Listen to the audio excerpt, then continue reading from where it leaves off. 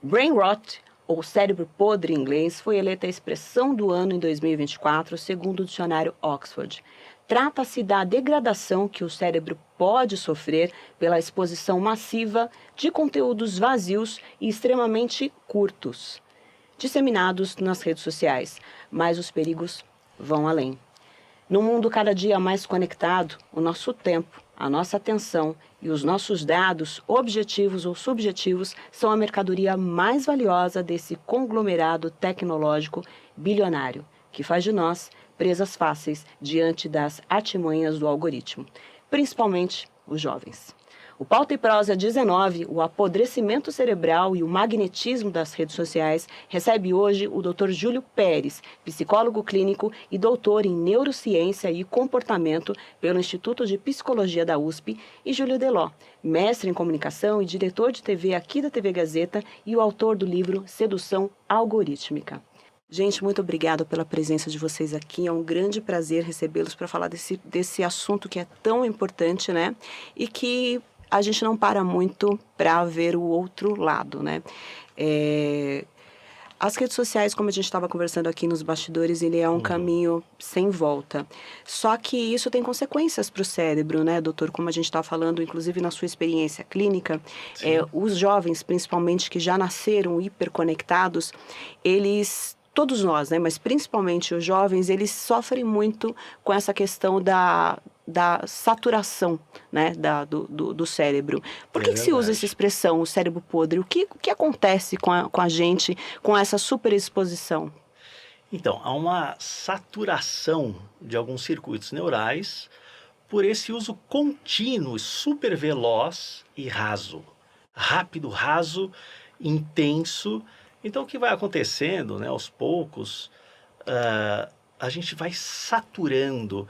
Essa expressão, brain rot, é mais uma de várias outras que, ao longo da história, na primeira publicação minha a respeito, foi em 2012, sobre os chineses, tinha a expressão cérebro de pipoca, que esses jovens ficavam o tempo todo com muitas telas abertas tal, e perdiam massa encefálica. Havia um emburrecimento cognitivo, emocional, por essas saturações. Então, é como se a gente estivesse ensinando as nossas crianças, adolescentes, a adoecerem e, mais do que isso, emburrecerem afetivamente, cognitivamente. Porque eu deixo de perceber, por exemplo, nuances, microexpressões faciais. Quando eu fico direto nas telas, ao invés de estar aqui, né, com o Júlio, com você, quer dizer, eu percebo o sorriso, o olhar, as boas-vindas, né, e tá uma delícia aqui, né, poder estar aqui compartilhando esse momento. Só que na tela eu não tenho essa experiência multifatorial. Eu tenho uma experiência bidimensional, intensa e rasa. Então os problemas advindos são muitos, inclusive o isolamento, né? Quer dizer, a quebra de vínculos com grande potencial saudável. E a dependência, né, doutor? Você disse numa entrevista que você deu recentemente para a Denise, nossa colega aqui no Jornal da Gazeta, você falava assim que alguns jovens, alguns pacientes que você tratou, eles não conseguem, por exemplo, se concentrar numa conversa como nós estamos fazendo aqui, de maneira saudável, por 10 minutos. Eles ficam em agonia. Por quê? Por que o cérebro ele entra nesse mecanismo ansiolítico? Porque é um vício. É como se você ensinasse o cérebro a consumir, consumir, consumir, consumir. E há um reflexo muito interessante, Júlio, impressionante, um dado, né? E, claro, eu não vou identificar o paciente, mas um paciente com 16 anos, que gosta de surfar, falou assim, olha, eu não vou nessa praia porque as ondas demoram demais para chegar. Nossa. Então, essa geração YouTube Short ou qualquer tipo de interações assim, mediáticas, né, redes sociais rapidíssimas, fazem com que os jovens também se percebam muito inquietos, impacientes. Quer dizer, eu não vou esperar... Veja, o surf é tudo de bom, né? Exato. É o mar, a onda, o timing. Mas eu não vou esperar a onda chegar, eu vou para uma outra praia, e o que acontece? Onda caixote. Quem gosta de surfar sabe o que eu estou falando. A onda vem rápido, mas quebra rápido também. Então, os jovens eles estão ocupando um lugar cada vez mais perigoso de uma polaridade à outra. E o ponto fundamental na saúde que a gente preza e é longeva, né, uma perspectiva boa para a vida, é o caminho do meio, né? A gente não pode negar a tecnologia, a nossa era, né? A cultura tecnológica, de fato, como você bem colocou, é um caminho sem volta. A gente pode aproveitar essa cultura tecnológica muito a favor do nosso desenvolvimento, tomando os cuidados, claro, com as Sim. polaridades. Mas, doutor, excelente o exemplo que doentios. você deu da onda, do surf, porque, perguntar para o Júlio agora, é um dos perigos invisíveis das redes sociais. Você se vê num mundo tão acelerado, né, que é um paramundo, é um não lugar, que quando você se volta para o mundo que tem a velocidade normal, você acha chato, você não consegue se concentrar, você não consegue relaxar. Exemplos, você não consegue... Eu falo por mim mesma, quando eu tenho que escrever um texto, que é uma coisa mais meditativa, que você precisa usar da sua reflexão, se eu venho das redes sociais, eu também sofro esse reflexo. Porque você fica acelerado, né? E você vem para o mundo real e você cobra dele um timing diferente, você vai perdendo muita coisa, você vai perdendo a beleza do desenrolar da coisa, o sabor, né? O que você tem a dizer sobre isso, já que seu livro também aborda esses pontos? Com certeza. Primeiro, uma alegria estar aqui, Júlio, Valesca. Um dos pontos chaves que a gente tem que lembrar, a que se destina o nosso tempo. A que se destina a ampulheta da vida. E a nossa atenção é o destino do nosso tempo. Onde estamos colocando o nosso tempo de vida. Legal, adorei isso, muito bom, muito bom. E uma das reflexões que a gente tem que buscar, fazendo esse paralelo, vamos lembrar uma característica que está, por exemplo, no Japão. O hikikomori. Mais de 1,5 milhão de jovens estão trancados em seus quartos, não saem para nada, leva-se comida para eles ficam vivendo através de telas. Então é um ponto super sensível hoje, esse isolamento que está acontecendo. Assim como o brain rot, a gente também tem um termo que já vem sendo utilizado como o bed rotting, que é o apodrecimento na cama, que a gente passa o dia inteiro vendo uma série, acessando redes sociais e não sai por nada. Por um lado, a gente pensa, nossa, um cotidiano com muitas atividades, parece um momento de lazer. Mas isso também acaba caindo no brain rot. E também acaba caindo em outros pontos, que para eu descansar bem, eu tenho que mover meu corpo. Atividade física faz parte. Então, quando a gente entra no universo das telas, essas telas generalizadas, isso tem impacto não só no nosso cérebro, em todo o nosso corpo e em toda a sociedade. Então, pensar a que se destina a nossa atenção hoje é um dos pontos chaves, sabendo que essas plataformas digitais, elas sobrevivem da nossa interação com elas. E elas vão buscar, é claro, a nossa atenção. Porque essa é a energia que mobiliza e dá valor a essas plataformas. E a gente tem que saber que a gente está entrando num jogo que nem sempre o usuário ele está sendo cuidado. Ele se dá conta que o usuário é em si o produto, né? O que você Exatamente. acha que é de graça é, na verdade, um perigo, né? Você começa o livro exatamente assim, olha, eu tive pouco tempo para ler, mas eu tô na metade. É muito bom. Você repete 17 vezes a expressão, a sua atenção está sendo disputada, a sua atenção está sendo disputada em várias fontes, que é uma provocação mesmo, para você se tocar, que o que você faz no automático, você não percebe. Por exemplo, o senhor que é aqui o doutor que vai nos dizer se eu estou certo ou estou errada, mas, por exemplo, se você faz uma atividade rotineira como escovar os dentes, muitas vezes você até sai para trabalhar e não lembra se você fez isso. Nossa, onde eu guardei a escova? Deixa em algum lugar. Por quê? Porque você está fazendo no automático. Sim. E eu acho que esse é o perigo também das redes sociais. Ela nos automatiza de uma tal maneira que você perde as sensações. você perde o convívio Isso. e você faz as coisas, por exemplo, é o antifoco, né? Você absorve, como o Bauman diz, né? Nós estamos inundados, né, de dados de informação, mas estamos sedentos por sabedoria. Você vê muita coisa, mas você não absorve nada. É isso que acontece? Você colocou muitíssimo bem, Val. E fazendo uma ponte aí com a sua colocação a respeito da atenção, é importante a gente lembrar que a gente tem atenção voluntária, né? A gente decide por isso. Então, agora eu vou prestar atenção nisso. Só que a gente tem uma outra atenção que a gente chama de involuntária em neurociências. Por exemplo, se você está ouvindo aqui em um fone de ouvido sons aleatórios e de repente o seu nome é colocado aqui no lado direito, atenção involuntária. Você não pensa em prestar atenção, a atenção vai para lá. E justamente esses mecanismos de absorção, adesão de um público jovem passa pela atenção involuntária. Sim. Em outras palavras, são mecanismos de manipulação hostis, violentos, porque não passam pela vontade, decisão. E vamos lembrar, a etimologia dessa palavra, decidir, significa decedere. É cortar fora. Ninguém quer perder nada. E a turma está usando esses mecanismos, a gente pode falar mais tarde, né, sobre Sim, os claro. quais são esses, né, de atenção involuntária.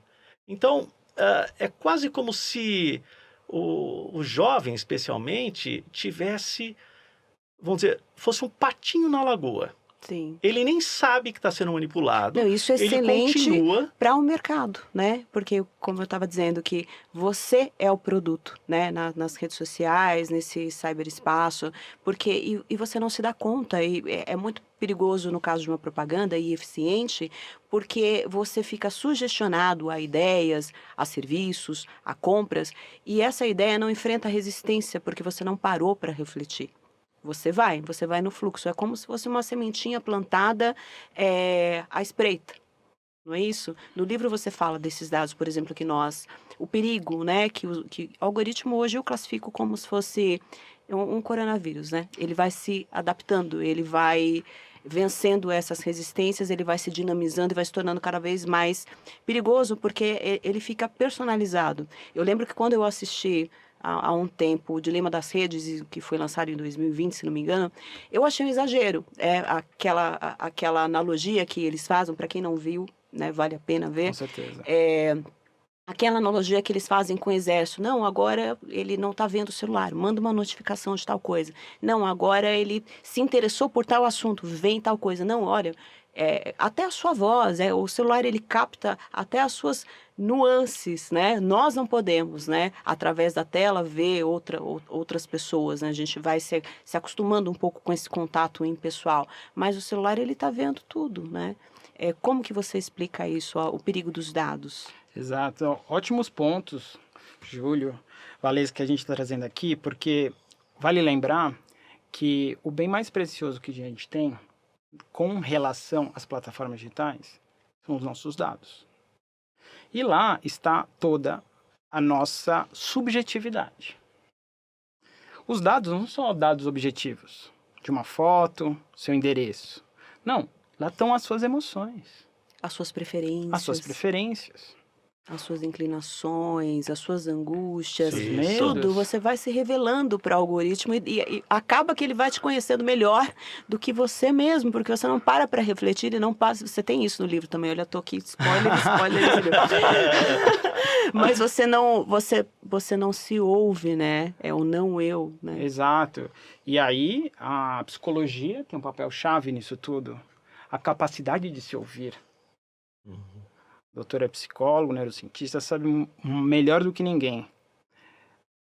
Quando a gente tem uma plataforma, ela faz a mediação do mundo para nós. Quando a gente está na frente de um psicólogo, ele faz a mediação do nosso mundo para nós mesmos. Isso. Sim. E conseguir se ouvir hoje, num mundo cheio de estímulos, está cada vez mais difícil. A gente tem ruídos fora do mundo. A gente tem um ponto-chave, que são as notificações. As notificações nos interrompem a cada momento. Você não tem atenção plena. Toda hora. Não Tudo tem. é uma urgência. Tudo é uma urgência. E vale lembrar, tem uma imagem que eu gosto muito. O ser humano, no passado, ou melhor ainda, os animais na selva, eles têm que estar atentos a tudo.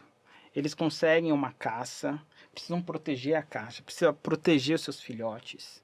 Então a atenção é fragmentada e qualquer ruído o dispersa. O ser humano, a civilização, conquistou o tempo longo de atenção. Isso é uma raridade na história. Você ter tempo longo. E qual a função do tempo longo? É ter pensamentos profundos. É a gente conseguir acessar camadas que na fragmentação do tempo a gente não tem. Então, quando a gente é interrompido pelo celular todo instante, a gente está vivendo que momento? Nós estamos de volta à selva, só que é a selva digital. Mas é perfeita essa colocação. Porque tudo a gente vê com urgência a ponto de achar que não nos nada mais, nenhum alarde é suficiente mais, porque nós já estamos em estado de alerta. Isso é terrível, né? Acho que o doutor pode falar melhor do que eu, porque a gente está sempre com o cortisol lá em cima e tem a dificuldade de relaxamento. Quando você decide desligar o celular, você demora um tempo ainda para a sua adrenalina, porque baixar, porque são atividades muito dopaminérgicas, né? E quando o estresse é crônico, o cortisol vai lá para cima, e ele precisa lembrar do maior prejuízo, entre muitos, né? Mas o destacado e que poucas pessoas falam, infelizmente, é que o cortisol é neurotóxico ao hipocampo. Em outras palavras, o hipocampo diminui. O hipocampo é uma região muitíssimo importante para o nosso aprendizado, para a nossa memória. Então, por isso, há um emburrecimento. Porque a gente do cérebro, sim. não aprende mais as coisas como poderia aprender diante desse nível de estresse contínuo, cortisol lá em cima. E eu achei muito legal esse resgate aí dos mamíferos, né, que todos somos. Nós reagimos a contrastes, né? Sim. Por exemplo, você está, vamos dizer, dormindo, apaga na televisão. Aí a televisão tem um timer que desliga. Mesmo a televisão ao desligar, você vai despertar. Opa, tem um contraste aqui, tem alguma coisa que mudou. E essas mudanças contínuas é o tempo todo alguém te empurrando para algum lugar. Quer dizer, ao invés de um mergulho profundo em si mesmo, com uma introspecção, um caminho mais suave, tranquilo. As redes sociais, como vocês sabem, é um mundo de followers, todo mundo está seguindo alguém, mas ninguém está buscando propriamente as respostas, os valores essenciais para uma existência boa, para valer. Quais são esses valores? Não estão nas redes sociais, né? A busca interior é um caminho solitário, não é um caminho que envolve redes. No seguinte sentido, vamos pegar a palavra, né? Em inglês, alone, all one, o todo em um. Você estar com você mesmo, ser a sua melhor companhia, é um momento solitário e de profunda conexão com as boas respostas. O que eu estou fazendo invertendo aqui? as conexões, né? A conexão, a hiperconexão tem se tornado mais importante do que a conexão com nós mesmos. No livro... Bem colocado, Val. Boa. Boa. Muito bom. Obrigada. No livro, Júlia, você fala também uma coisa que eu não tinha me tocado, tanto que quem assina o seu prefácio fala que o livro do Júlio, eu achei genial isso. Ele deveria ser... Ele tem um duplo sentido de proteção. Ele é uma proteção, é um escudo no sentido de te conscientizar de para onde vai a sua atenção, a sua escolha, né? A ampulheta correndo. E ele também pode ser usado para tapar o celular, para te proteger melhor. Boa. Eu achei ótimo.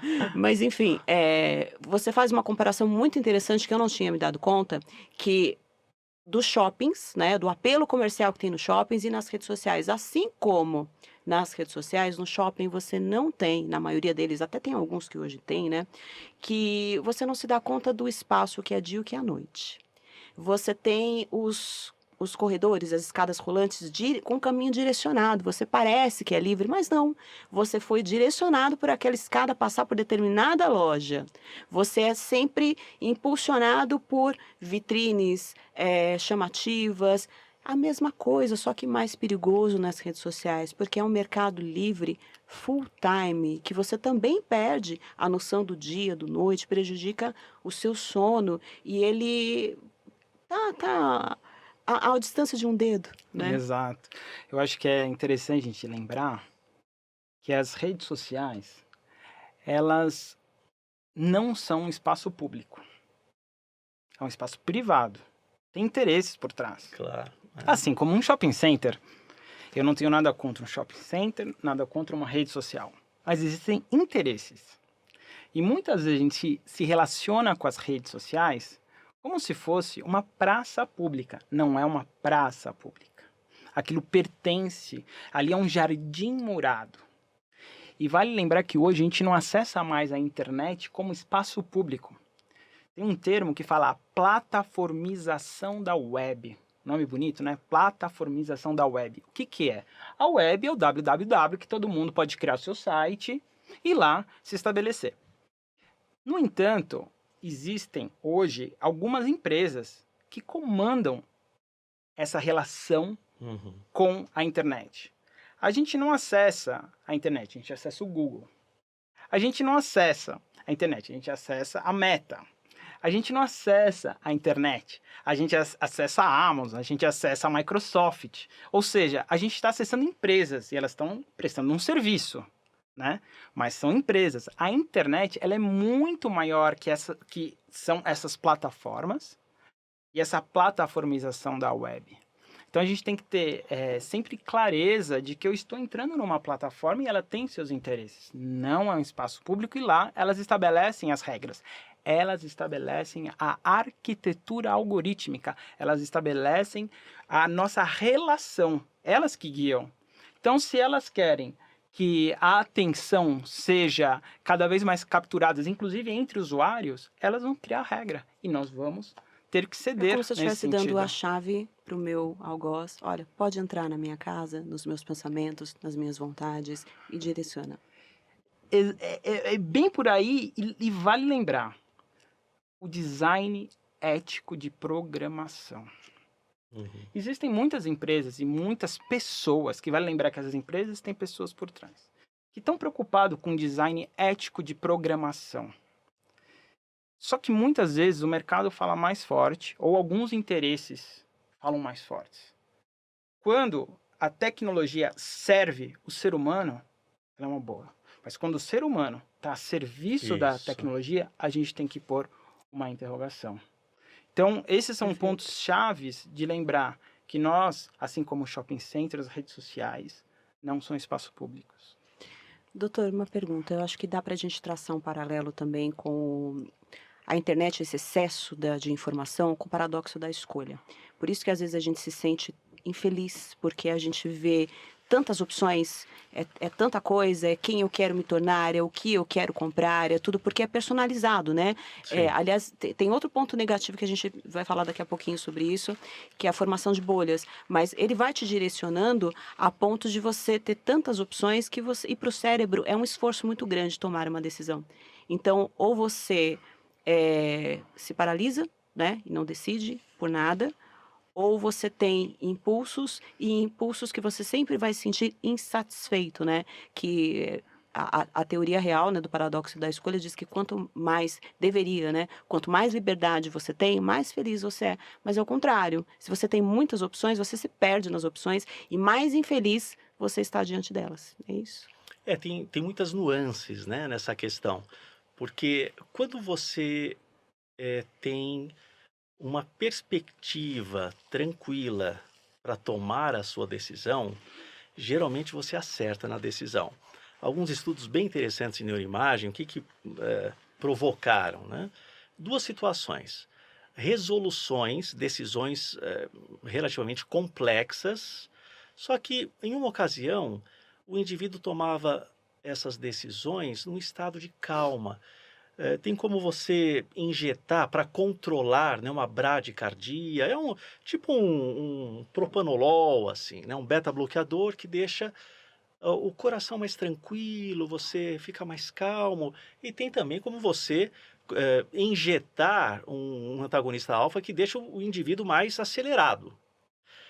As decisões aceleradas são infinitamente assim, mais complicadas, erradas e significativamente falando, né, em termos assim de método científico, em comparação com as decisões tomadas com calma. Então a gente está falando sobre um mundo, uma cultura da pressa, né? Quer Sim. dizer, o tempo todo você está E a internet ela oferece as empurrando. duas coisas nocivas, então, para a decisão, que é uma gama gigante de escolhas, de possibilidades infinitas, e também um estado mental que você não tem um discernimento para tomar uma Não decisão sabe nem o que, qualificada. o que escolher. Então você vai na Perfeito. manada. E aí tem um fenômeno, né, que é o contágio de comportamento. Quer dizer, ninguém mais tá olhando para. Peraí, gente, tem alguma coisa errada nessa história. Ah, tá todo mundo fazendo? Vamos junto também. Quer dizer, isso é o pior que pode acontecer. As pessoas estão deixando de escolherem os caminhos da própria existência. E a vida escorre pelas mãos. Quer dizer, esse tempo, né, que você fica lá largado, né, praticamente assim. E aí, o que sobrou desse tempo todo que você estava nas redes sociais? Zero. Não leva a lugar nenhum, a não ser o sofrimento. Eu estou falando, diga-se de passagem, das redes sociais brain rot.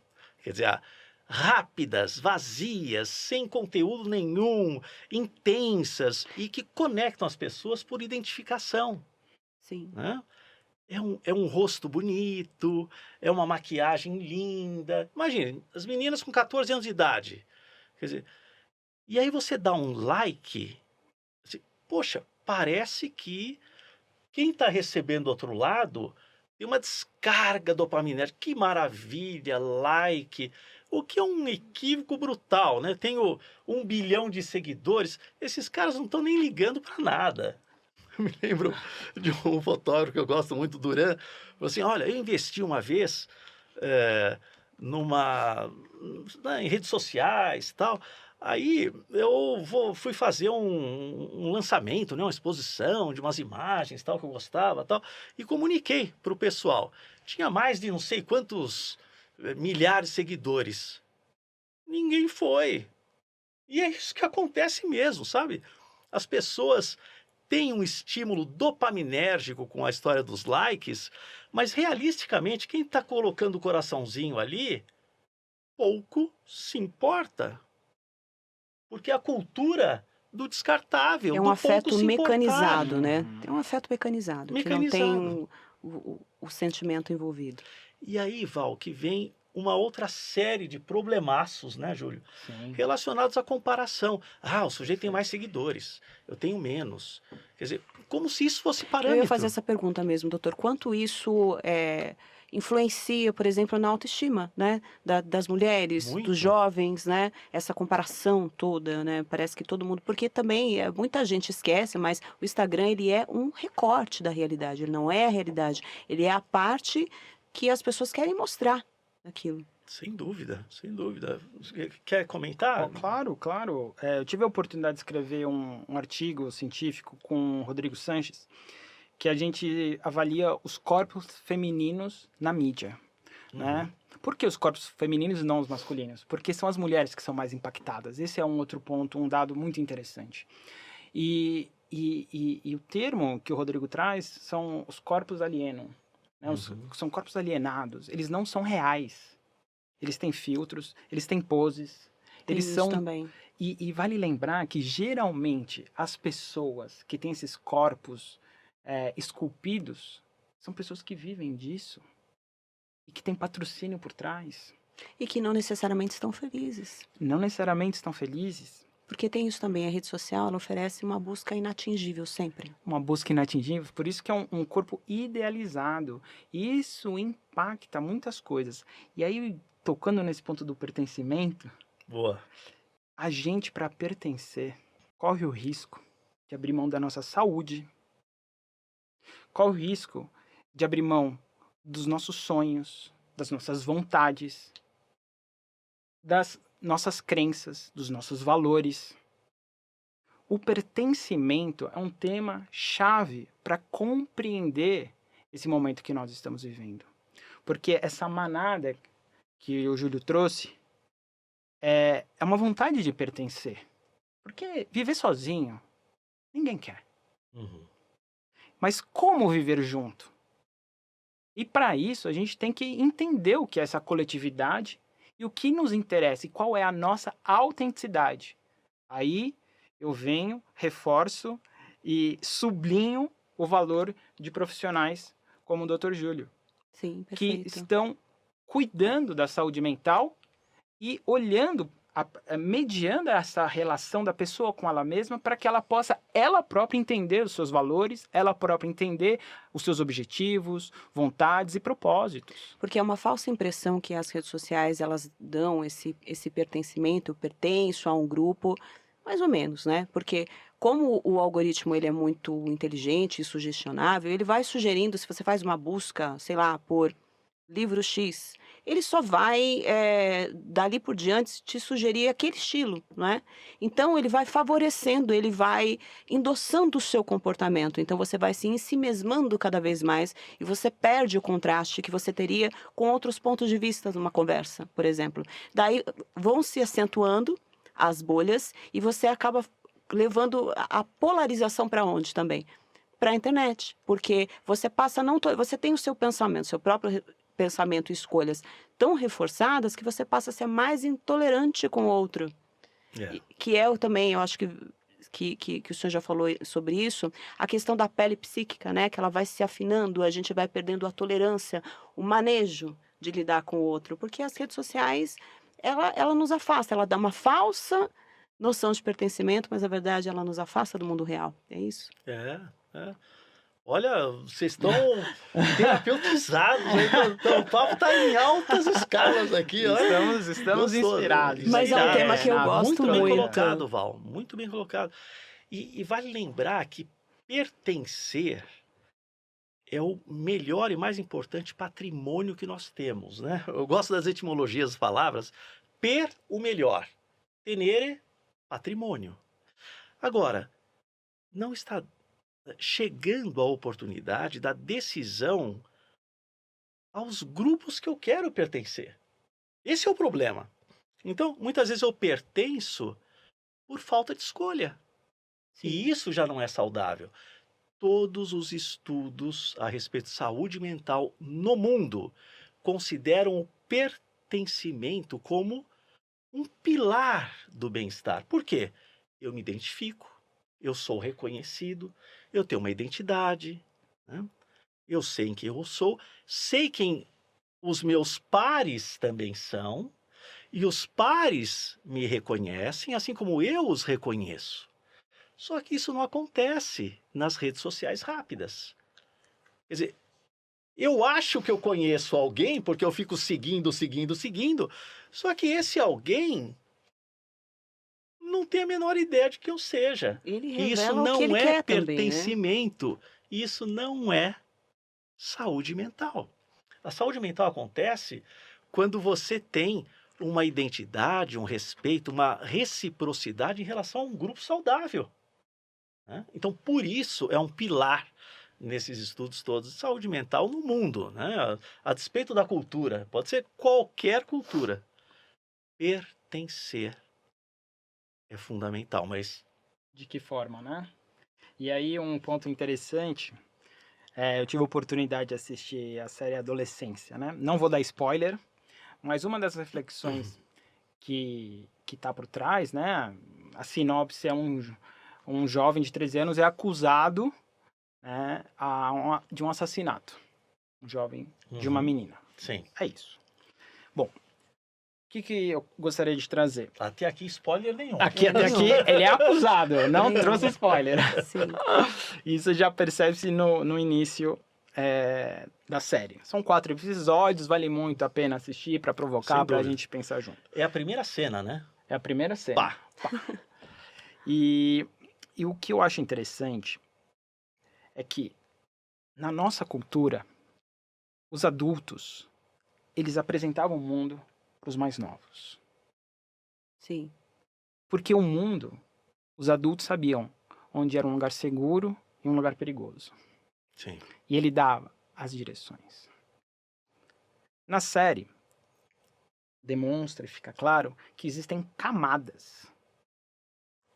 E trazendo para o mundo contemporâneo, né, que essa série é bem contemporânea, os jovens hoje criam sua própria cultura, lógico, bebendo da fonte anterior, mas sem a mediação de uma pessoa que tem mais experiência, que já aprendeu muita coisa, sofreu, se arrependeu e etc. Então, estão criando-se culturas paralelas.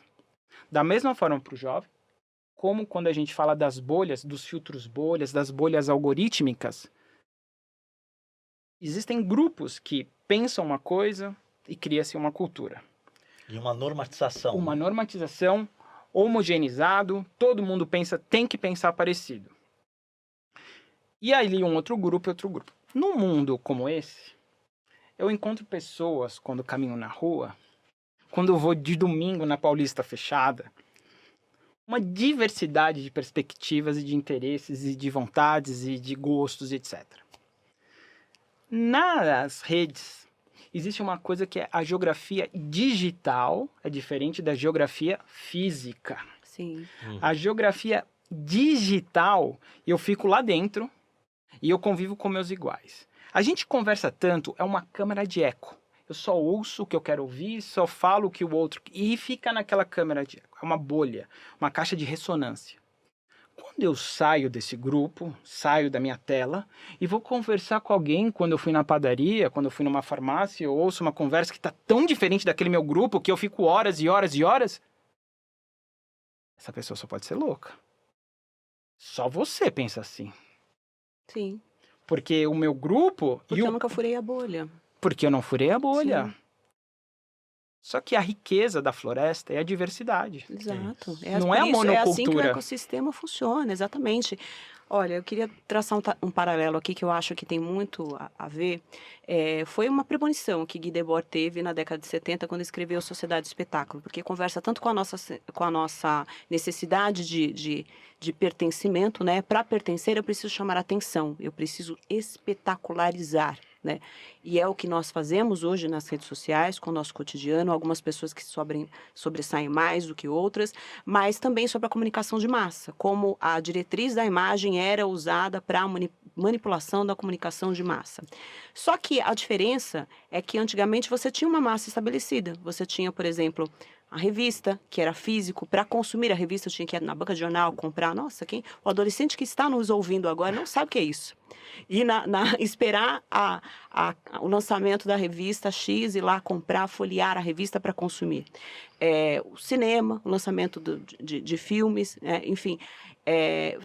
era tudo meio que atrelado ao físico. Hoje não. Hoje, com a digitalização, você está tudo ao acesso do seu bolso, né? Ao toque dos dedos. Então, você tem esse bombardeio de... É como se você tivesse culturas de massa em massa, em várias bolhas, né? Então, e isso, para o algoritmo, é uma máquina poderosa, porque ele descobrindo as suas preferências e sugestionando sempre. E ele não só captura ali o que você quer e vai sugerindo. Ele também faz as leituras do que pode ser. Quando você faz uma busca por, sei lá, por algum comportamento que ainda não surgiu. Tudo isso ele vai maquinando para projetar lá na frente, uma tendência, entendeu? Isso é vendido, é replicado, enfim. Vocês não acham que é muito sociedade do espetáculo que nós estamos vivendo hoje, só que numa escala muito maior? Então, essa é uma camada... mais superficial da leitura, né, em grande escala, né, porque realisticamente tem muitas pessoas que vivem muitíssimo bem. E a gente precisa mostrar esses exemplos, né? Por exemplo, quando o Júlio fala, sorri, quando você fala, tem uma sacada, isso é real, é verdadeiro. A gente não está aqui para falar mal de uma coisa, não, a gente está aqui de alguma maneira para contribuir, né? Então, as pessoas saudáveis precisam aparecer mais, né? Eu costumo dizer para os meus pacientes isso, olha, a patologia só prevalece se o saudável não aparecer. Então, essa cultura egóica, né? Você usou um termo bem legal, né? O ensimesmado, né? É uma cultura em grande escala, mas a gente não pode esquecer que também tem muita gente vivendo com qualidade, aproveitando a oportunidade da existência. Uma coisa que é importante sempre ressaltar é que a gente não é tecnofóbico, mas também não é tecneufórico. Né? Então a gente precisa estar sempre atento. E esse ponto que você trouxe é chave. Tem uma frase que eu gosto. A gente repara muito nas árvores que caem na floresta, mas a gente observa pouco e percebe pouco as sementes crescendo na floresta. Porque uma árvore que cai chama muito mais atenção. Então, sempre que a gente convive na sociedade, a gente percebe porque são escândalos. E eles vêm aos nossos olhos, não tem como. Então, a gente tem que sempre perceber e estar atento que também tem muita semente boa nesse universo digital. Isso. E a gente tem que ressaltar. No entanto, o nosso papel é de fazer críticas e proposições. É de questionar. Porque é a crítica que lapida, é a crítica que aperfeiçoa. Se a gente não critica, a gente aceita, mas sempre dá para melhorar. Então, nosso papel nunca é demonizar as redes, mas olhar o que pode melhorar nas redes. Isso. E é isso que torna cada vez mais o bem viver coletivo mais saudável, bacana, gostoso de se viver, porque são instrumentos para a nossa felicidade e não o oposto. Sem dúvida. E aí entra um papo que a gente estava tendo nos bastidores aqui Exato. sobre virtudes. Sim. Né? Eu, como profissional, há 35 anos atendendo pacientes traumatizados, psicoterapia, quer dizer, eu tenho aprendido muitíssimo com os meus pacientes na superação dessas dores. E eu não vejo a saúde mental, o bem-estar, para valer, consistente, à margem do pavimento, virtudes. Então, esses exemplos virtuosos, né, quando você fala sobre... Nós precisamos propor também, né, o caminho para que, de fato, o bem-estar prevaleça envolve virtudes. Né? A possibilidade de você mais acolher do que bater. A sociedade que a gente está, infelizmente, ainda prevalece o modelo ganha-perde. Quer dizer, para eu ganhar, alguém tem que perder. Só que o modelo ganha-ganha está ganhando força, literalmente. Então, eu vou junto, eu ganho junto, eu chego junto. E as recompensas chegam para todos. Então, as campanhas, por exemplo, né, através das redes sociais, com bons propósitos de, sabe, fomentar o bem-estar, né, as possibilidades reais de reflexões. Tem muito conteúdo legal, profundo e que favorece esse despertar de uma consciência que às vezes está somente adormecida. Eu fico imaginando como é que os adolescentes estão vendo esse papo, né? E espero que eles vejam. Com o celular porque, na mão, sim que eles estão vendo. ou mesmo que, por exemplo, né, os adultos talvez encaminhem, olha isso daqui, né? Dedica algum tempo, tal. Porque não é uma crítica para você, adolescente, né? Mas é um toquezinho de atenção. Pode estar acontecendo muito mais coisa que você nem imagina ao consumir mídia rasa. Que em algum grau não esteja acontecendo o contrário, porque como essa internet favorece o acelerar dos pensamentos, essa cultura da dopamina, quando você sai dela é difícil, inclusive, você chegar ao relaxamento. Mas nós próprios, né, que produzimos conteúdos, Às vezes a gente se pega pensando, não, mas eu não posso fazer um conteúdo, um programa tão longo, porque ninguém vai prestar atenção.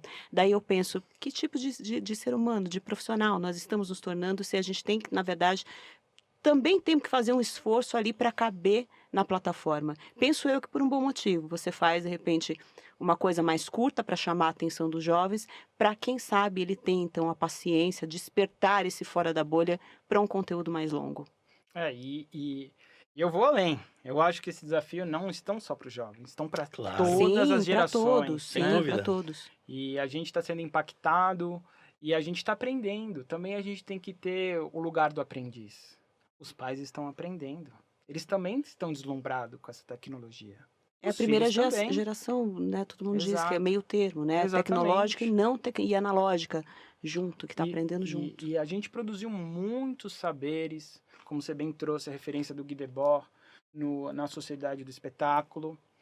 Mas é uma geração, a dele, que estava lidando, como você bem disse, da cultura de massa. Uhum. Qual que é a diferença da televisão, da época dos nossos pais, há uns anos atrás, até nós mesmos, os nossos avós, com o smartphone? Antigamente, e até hoje, a televisão ela é um veículo de massa, ou seja, é para vários que estão ali naquela sala. Ela tem que achar um meio termo. O smartphone é uma experiência hiper personalizada, feita com um alfaiate que veste você da melhor forma, do jeito que você quer. Mas se você não gosta de alfaiate, tudo bem. Então eu vou te dar uma loja de varejo. Ah, mas eu quero misturado, varejo com alfaiate. Vai ter. Tudo vai ter para você. Eu estou decodificando a sua subjetividade e vou entregar isso a você. Então todos nós estamos passando por esse desafio. E cabe a nós estarmos atentos para saber que o interesse delas é esse. Você fala uma frase no livro que eu achei genial. Onde o nosso singular digital encontra o seu universo digital. Uhum. Eu achei muito Bonito. Perfeito. Olha, já estamos chegando ao final do papo. Olha Já? só, que coisa, né? Mas, enfim, eu queria que vocês dessem, então, uma receita. A gente sabe que não tem uma receita de bolo aqui, mas como? Existe alguma estratégia, doutor, para eu fazer um uso saudável das tecnologias? Como o senhor bem trouxe, a gente pode acessar... a gente não pode ser hipócrita e falar mal da internet, não é isso, nem de jovem, nem de ninguém que usa, todos nós usamos, mas... porque traz coisas maravilhosas, mas para não adoecer, existe uma estratégia? Como que eu tenho que refrigerar o meu cérebro? Então, as pausas são fundamentais, né? Os tempos reguladinhos são muitíssimo importantes.